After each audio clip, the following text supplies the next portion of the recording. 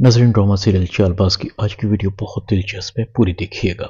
Channel को subscribe नहीं किया तो सब्सक्राइब जरूर कर लीजिएगा। ऐसा बहुत खुश थी, शुक्र है मुझे ज्यादा मेहनत नहीं करनी पड़ी। ईशल बड़ी आसानी से मेरे जाल में फंस गई और अब तो असद ने भी अपनी आंखों से देख लिया है। आशिर तो ईशल की वजह से किसी को मुंह दिखाने के लायक नहीं रहेगा, ईशल को तलाक देकर रहेगा। आयजा और असद इंतजार में थे कि ईशल कब घर आती है।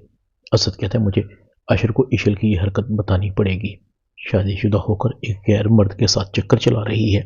आयशा कहती है अभी नहीं असद, इतनी जल्दी नहीं, आप देखना ज्यादा दिन नहीं गुजरेंगे, ईशल खुद आशिर से तलाक मांगेगी। आप देख तो रहे थे वो दोनों कैसे बातें कर रहे थे। असद कहता है मैं ईशल को ऐसी लड़की नहीं समझता था। दूसरी तरफ ईशल शायान का शुक्रिया अदा करती है, मेरी बर्थडे पर तुमने मुझे गिफ्ट दिया, मुझे याद रखा। शायान कहता है मैं तुम्हें कभी नहीं भूला, तुमसे आज भी मोहब्बत करता हूँ। शयान ईशल के हाथ पर हाथ रखने की कोशिश करता है। ईशल अपना हाथ खींच लेती है। ईशल कहती है शयान चलती हूँ। इसी दौरान में ईशल अपने मोबाइल के कैमरे को ऑन करती है। ईशल कहती है शयान मुझे जल्दी पहुंचना होगा, आशिर को पता ना लग जाए तुमसे मिलने सबसे चोरी आई हूँ। शयान कहता है तुम कब से डरने लग गई। ईशल कहती है वो आयजा है ना, उसने मेरे नाक में दम कर रखा है। शयान कहता है उसकी इतनी मजाल, वैसे बड़ी मक्कार औरत है, पहले उसने अनाया का घर बर्बाद करवाया। तुम उसकी फिक्र मत करो, वो मेरे इशारों पर नाच रही है, बल्कि हमारा काम आसान कर रही है। मैंने उसे साफ कहा है कि मुझे आशिर से तुम्हारी तलाक चाहिए, वो आशिर से तलाक लेने में हमारी मदद करेगी। ईशर कहती है वो कैसे। शयान कहता है तुम देखती जाओ, उसका घर सिर्फ इसी वक्त बच सकता है जब तक वो मेरी बात मानेगी, वरना मैं उसके सारे करतूत उसके शोहर को बता दूंगा कि आयजा मुझे तब से जानती है जब से मेरा और अनाया का चक्कर चल रहा था।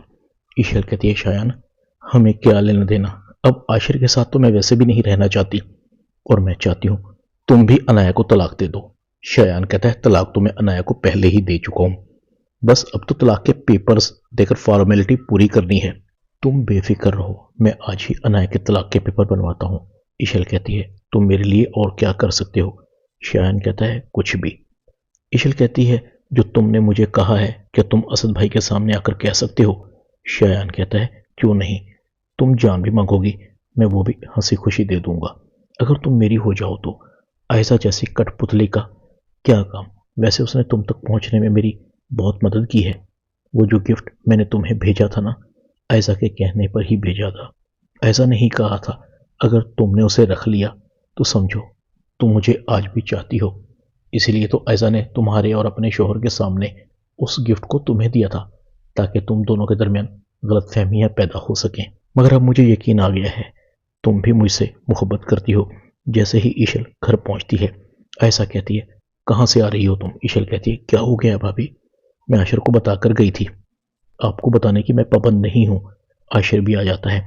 आयशा कहती है देखें असद, इसकी जुबान किस तरह कैंची की तरह चल रही है, शहर भर में ये हमारी इज्जत का जनाजा निकालती फिर रही है, आशिर को और हमें धोखा देकर उस शायान से मिल रही है। आशिर कहता है बस करें भाभी आप ईशल पर इल्जाम लगाना। असद कहता है आशिर मैंने खुद तुम्हारी बीवी को शायान के साथ रेस्टोरेंट में देखा है, ये तुम्हारी और हमारी इज्जत की धज्जियां उड़ा रही थी। आशिर ईशल की तरफ देखता है। ईशल इशारे से आशिर को बताती है तुम बेफिक्र हो, मेरे पास वो सब कुछ है जो आयशा भाभी का मकरूह चेहरा असद भाई के सामने ले आने के लिए काफी होगा।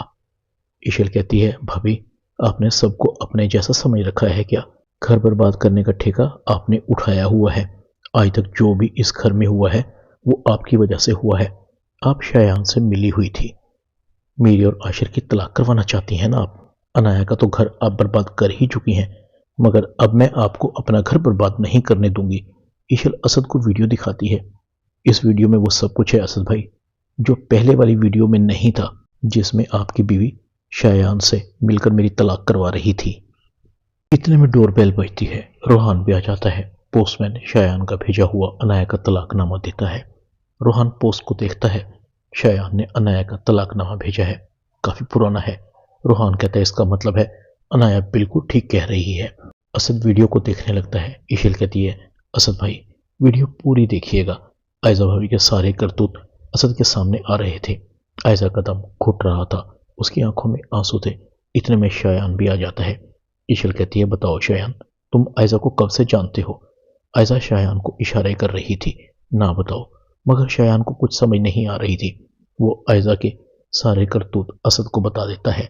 शायान ईशल को कहता है, आशिर ने तुम्हें तलाक दे दी, अब तुम मेरे साथ चलो। शायान ईशल का बाजू पकड़ने की कोशिश करता है। ईशल कहती है, शायान दूर रहो मुझसे। तुम क्या समझते हो कि तुम और आयशा भाभी मिलकर आशिर से मुझे तलाक दिलवा दोगे? ये तुम्हारी भूल है। शायान और आयशा एक चाल तुम चल रहे थे और एक चाल मैंने और आशिर ने चली। शायान, मैंने तुम्हारा और आयशा भाभी का पोल खोल दिया है। ऐसा असद को कहती है, असद ये इन दोनों की कोई चाल है, ये दोनों एक दूसरे से मिले हुए हैं। असद आयशा के मुंह पर एक जोरदार थप्पड़ मारता है। अब जानने के लिए कुछ नहीं बचा। तुम एक चालबाज औरत हो। तुम हम भाइयों को दूर करना चाहती थी।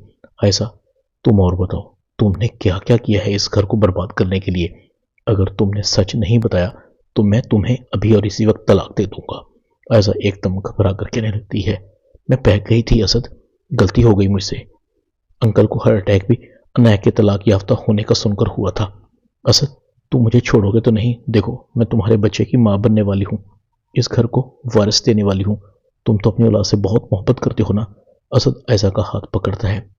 तुम जैसी चालबाज औरत इस घर में और मेरी जिंदगी में नहीं रह सकती। असद आयशा को पकड़कर घर से निकाल देता है। आयशा असद के सामने हाथ जोड़कर खड़ी थी। असद, प्लीज मुझे माफ कर दो।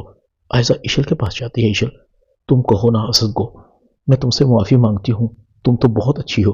असद कहता है, तुम चले जाओ यहाँ से, जब मेरा बच्चा इस दुनिया में आ जाएगा मैं तुम्हें तलाक के पेपर भेज दूंगा। आयशा रोते हुए घर पहुंचती है। मुसरत आयशा को देखती है। आयशा, तुम इस वक्त असद किधर है? तुम्हें छोड़कर चला गया है क्या? अंदर क्यों नहीं आया? तुम रो क्यों रही हो?